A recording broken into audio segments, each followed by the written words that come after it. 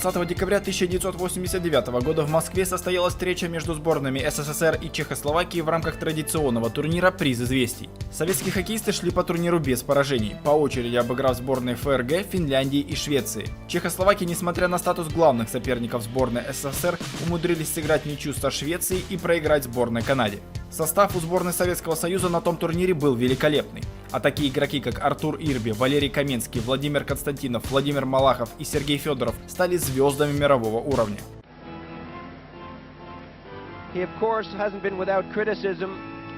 A lot of players like Larionov and Makarov were not too impressed with the way he dictated to the players, told them what they could do, what they couldn't do, and that's one of the reasons why a lot of them wanted to go to the NHL, not only to be in the National Hockey League, the best hockey league in the world, but I think some of them just didn't agree with Viktor Tikhonov. But that's ice hockey, and you can't always agree with the coach. The coach is very successful, so it's difficult to knock him.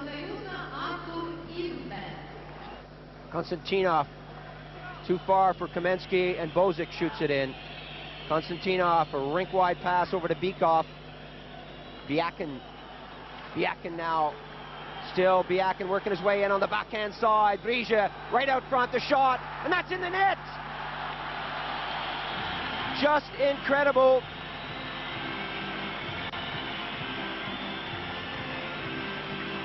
Khomatov, number 15, was right in there, right in the slot, right where he should be, and he picked up that loose puck and put it behind Brija.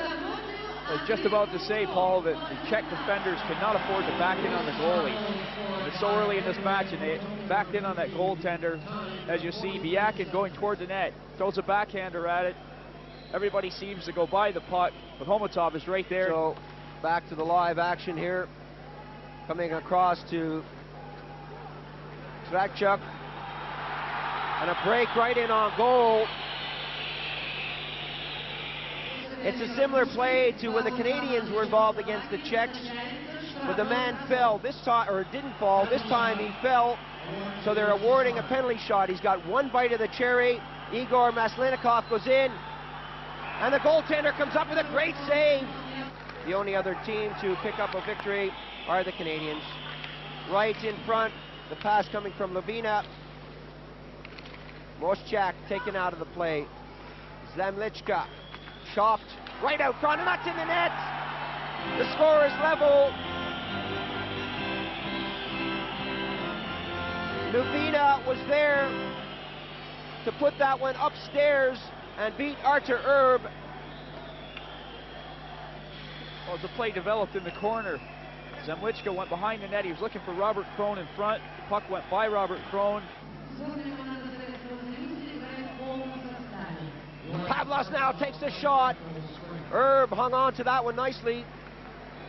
Pushed all the way around, and the Soviets a lot of time to come out of their zone.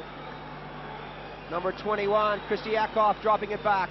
Fedorov over to the far side. A slap shot right on, and the pad save. That shot came from Kravchuk, and the Czechs coming back on the attack. Well, not a lot of pattern to the play here. As Shipyshin, along with Trachuk, right in front of the net. Number 9 was allowed to walk right in. Trachuk can take the backhand shot. Where was the Czechoslovakian defense on that occasion?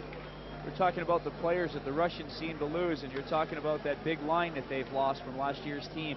But when you watch players like Biakin and Kamensky out there together, they just seem to put little effort into it and keep moving. Oh, great save there by the goaltender, and another one by Brija. They're taking shots right from the point.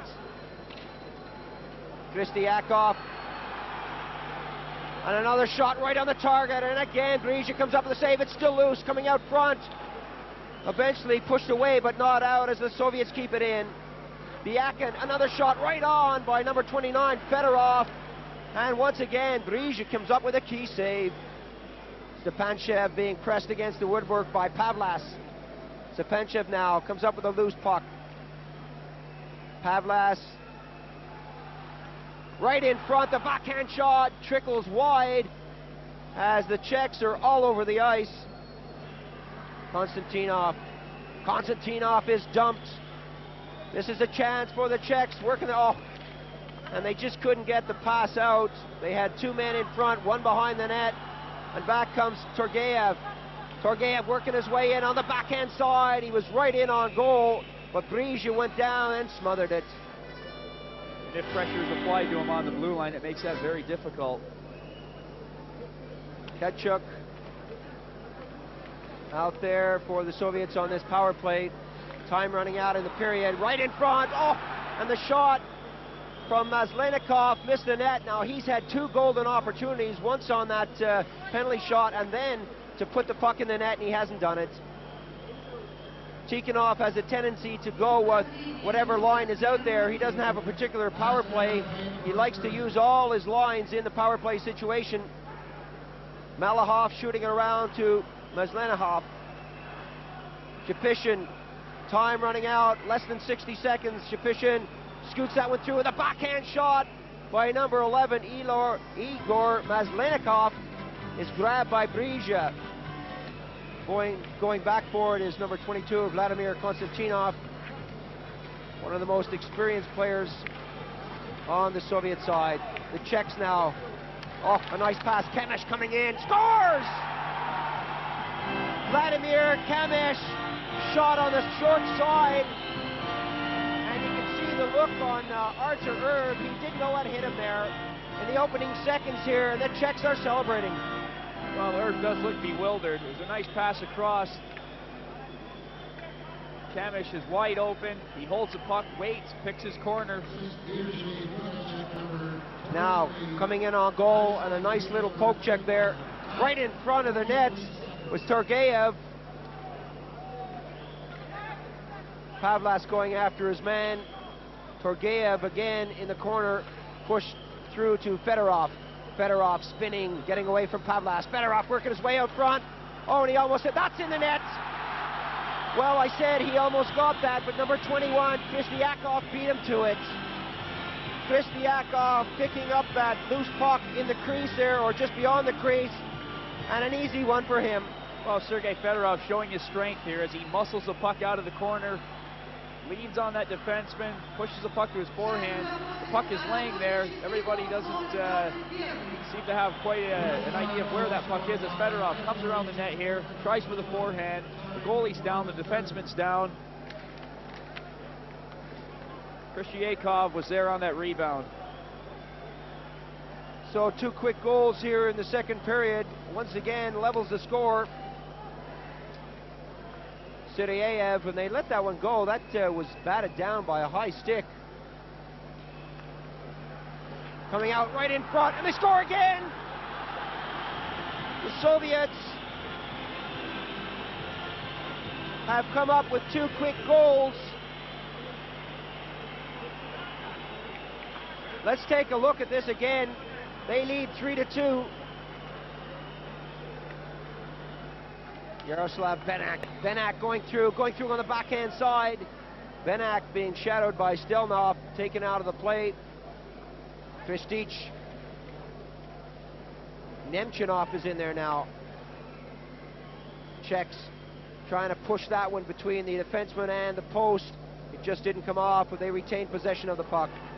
Going through is Kamish. Oh, and that was so nice. Dudacek and Kamish combining there to level the score, and really this game is wide open. Well, we predicted this would be a wide open game, and it's turning out that way at this point. Kamish and Dudacek play very well together. The two of them have been together throughout this tournament. Just never see Tikhonov look flustered, though. He shows very little emotion, and I don't really think he's overly worried or concerned at this point. Khomatov with Bykov. The shot right on the target coming from Kamensky, and the Soviets happy to flip that one up as they come back, a one-on-one. Pavlas trying to get that one out. Oh, and a great save by the goaltender as that puck trickled over him. Khomatov, number 15. Oh, a good pass there, but it just didn't come off, and back comes Czechoslovakia, stopped at the blue line. Both teams spreading their players across the blue line. Breaking in on that. Oh, and a good shot there by number 21, Kristikov. Lovely pass by Bykov from the far side. Kristikov again works his way in, right on the target. Khomatov took it from a sharp angle, and they really are leveling down and taking these shots The official's arm is up, and we're going to have a penalty on the play as they start to mix it up with Bykov and Brija in the corner, pushing and shoving and getting those punches in. Biakin goes in. Kristiakov squeezed out of the play along the boards. Right in front now, and the Soviets, number 15, Khomatov, is taken out of the play at the last minute, and the Czechs come back on the attack. It's a breakaway, working his way on goals, number 25, Lubina, and a great save by Erb. Brazda. Tupal down the right wing. Tupal running out of places to go. Leaves it for Camp. Camp takes the shot off the glove of Erb. Pushed back around, right in front now. The goaltender's down, it's in the net! Artur Erb made the first move, and the player made a great move on it. Tupal is getting the hugs from the Czechoslovakian team. A brilliant move there. The Soviet Union goaltender Artur Erb went down, made the first move. Let's look at this again.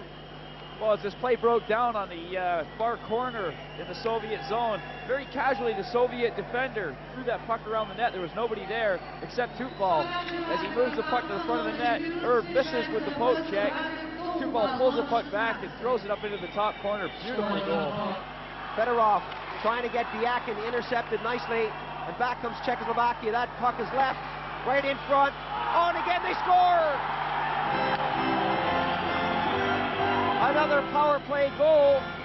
Tupal doing it once again, stretches the Czechoslovakian lead to 2 now. The score 5-3.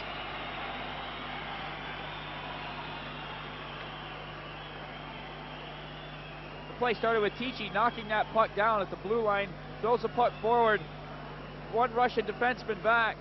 2 of them in there. Baranek makes a lovely pass to Tupal, who has a hard time handling it, but he really doesn't have to handle it. He just gets enough stick on it to put it up over Artur Erb, who is down.